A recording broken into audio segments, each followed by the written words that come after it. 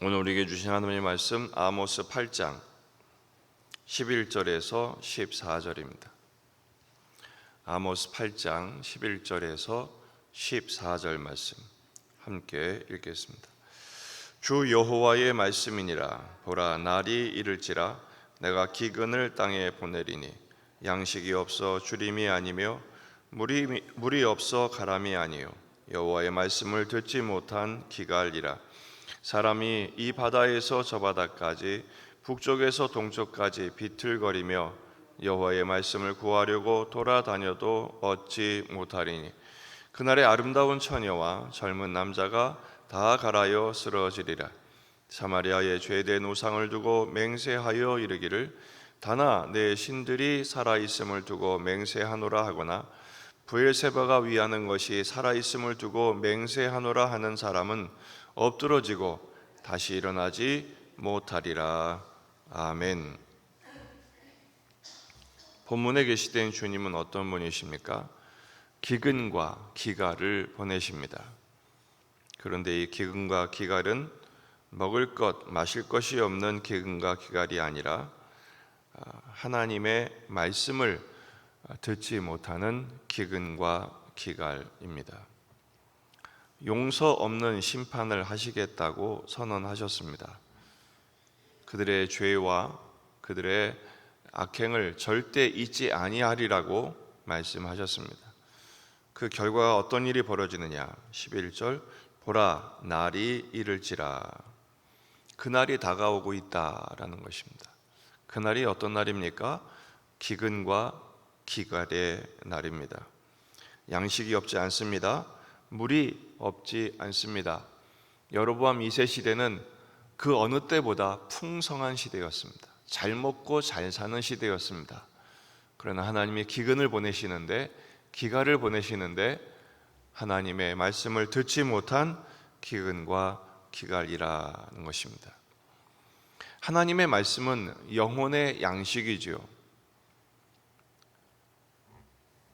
말씀을 통해서 임재하시고 그 말씀을 통해서 생기를 공급하시며 그 말씀으로 우리의 길을 인도해 주십니다. 어떻게 말씀을 공급하십니까? 선지자들을 통해서 말씀을 공급하십니다. 하지만 이스라엘은 그 선지자를 거부하고 거절했습니다. 육신으로는 그 어느 때보다 잘 먹고 잘 살았지만 그들의 영혼은 아사 상태에 빠졌다라는 것입니다. 예레미야 29장 18절 내가 칼과 기근과 전염병으로 그들을 뒤따르게 하며 그들을 세계 여러 나라 가운데 흩어 학대를 당하게 할 것이며 내가 그들을 쫓아낸 나라들 가운데서 저주와 경악과 조소와 수모의 대상이 되게 하리라. 여호와의 말씀이니라. 너희들이 내 말을 듣지 않았기 때문이라. 그런 재난과 그런 심판을 받는 이유가 무엇입니까? 너희들이 내 말을 듣지 않았기 때문이라고 말씀하십니다. 내가 내 종 선지자들을 너희들에게 꾸준히 보냈으나 너희는 그들의 말을 듣지 않았느니라. 여호와의 말씀이니라. 아무리 선지자를 보내도 듣지 않으므로 하나님께서 이제 침묵하시겠다는 것입니다. 말씀하지 않으신다는 것은 그들을 떠나신다는 뜻입니다. 결국은 하나님의 백성들임에도 불구하고 말씀을 주시지 않게 되면 재앙지경에 빠지는 것이죠. 예레미야 2장 9절 하반절에 있는 말씀, 그 성의 선지자들은 여호와의 묵시를 받지 못하는도다. 하나님이 침묵하시니까 선지자들이 말씀을 받을래야 받을 수가 없어요. 사사시대의 끝에 엘리는 제사장이었지만 말씀이 희귀하여 그 말씀을 듣지도 못합니다. 늙어서 듣지도 못하고 말씀이 없으므로 들을 수가 없는 것이죠. 그래서 젊은 세대가 갈구하지만 얻지를 못합니다. 12절부터 보면 기근의 시대에 어떤 현상이 벌어지느냐? 사람이 이 바다에서 저 바다까지 북쪽에서 동쪽까지 비틀거리며 여호와의 말씀을 구하려고 돌아다녀도 얻지 못합니다. 그날에 아름다운 처녀와 젊은 남녀가 다 갈아여 쓰러집니다. 여기서 말하는 젊은 남녀는 가장 힘이 있고 가장 아름다운 때를 말하죠. 모든 것이 왕성할 때입니다. 다 할 수 있다고 생각하는 때입니다. 하지만 아무리 얻으려고 노력해도 다 소용없게 된다라는 것이죠.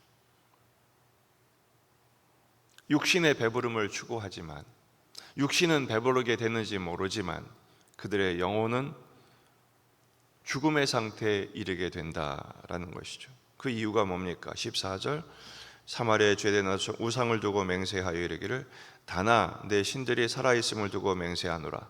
이 다네는 여로보암의 금송아지가 있는 단이거든요. 그 제단이 있는 도시입니다. 부의 세배가 위하는 것을 살아있음을 두고 맹세하노라 하는 사람은 다 엎드러지고 다시 일어나지 못하리라. 부의 세바는 그들의 성지와 같은 거예요. 순례하는 길에 있는 곳이에요. 그러나 그들이 아무리 추구해도 아무것도 얻지 못하고 쓰러져 다시 일어서지 못하리라 라는 것이죠. 왜 그렇습니까? 세상의 것은 지금 풍요로운지 몰라도 그것들은 다 없어지는 것입니다. 풀은 마르고 꽃은 시드나 오직 하나님의 말씀만 영원히 서는 것임을 알지 못하기 때문입니다. 오늘 말씀의 교훈이 무엇입니까? 첫째, 말씀이 답입니다. 말씀을 듣는 귀가 열리셔야 됩니다. 마태복음 4장 4절, 여호와께서 대답하여 이르시되 기록되었으되 사람이 떡으로만 살 것이 아니요 하나님의 입으로부터 나오는 모든 말씀으로 살 것이라. 일용할 양식을 달라고 기도해라. 주님 가르쳐 주셨죠. 오늘 우리는 어김없이 때마다 밥을 먹을 것입니다. 영혼의 양식도 드시기 바랍니다. 영혼의 양식이 우리에게 생기를 줍니다. 생명을 줍니다. 그리고 길을 인도하십니다. 의에 줄이고 목마른 자의 그 갈급함을 회복하셔야 합니다. 병에 들면 입맛이 없어집니다. 먹고 싶어도 먹을 수가 없습니다. 먹어도 소화를 시키지를 못합니다. 죽어가는 것입니다. 우리 영혼이 그렇게 되지 말아야 합니다. 두 번째는 말씀을 통해서 답을 찾아내셔야 됩니다. 답인 줄 알아요. 근데 그걸 답으로 여기지 않아요. 그게 문제입니다. 여러분, 아이들이 부모 말을 귓등으로 듣죠. 그리고 치도곤을 하고 나서야 비로소 깨닫습니다. 아, 그 말이 맞다. 떠난 버스와 같습니다. 그렇게 되지 않기 위해서는 지금 들을 수 있어야 합니다. 그래서 우리는 이렇게 기도해야 됩니다. 주여, 듣는 마음을 주옵소서. 듣는 귀를 허락하여 주옵소서. 여러분, 듣는 귀는 성령이 감동해 주셔야 합니다. 조명해 주셔야 합니다. 말씀을 붙드십시다. 많이 읽고 많이 되새기고 그리고 한 가지씩 실천하는 것입니다. 결국 신앙은 습관 싸움입니다. 악한 습관은 버리고 복된 습관을 늘려갈 때 그 인생과 운명이 복되게 되는 것이죠. 북이스라엘은 거꾸로 갔습니다. 악한 습관은 점점 늘려갔는데 선한 습관, 하나님의 뜻을 이루는 순종의 습관은 점점 줄여갔죠. 그래서 이 심판 지경에 이르게 된 것입니다.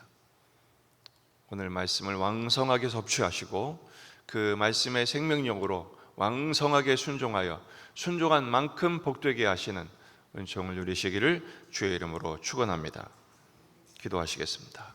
말씀을 붙들고 기도하십시다.